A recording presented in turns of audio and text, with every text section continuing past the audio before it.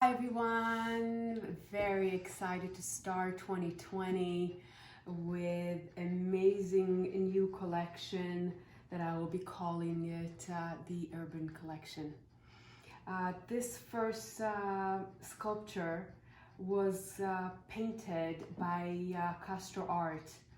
As you could see, I sculpted this sculpture made out of teak wood and Castro Art have painted.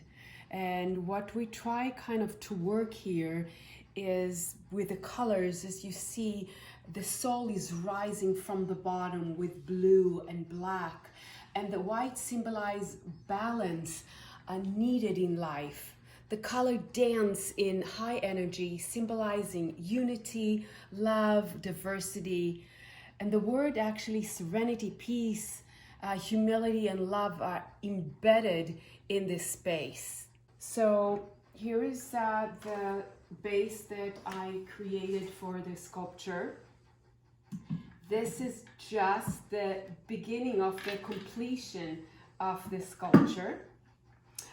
We will have a quartz crystal hanging from the center, and this piece will be named the offering, as probably that will be the final one. So stay tuned, 2020 will be amazing.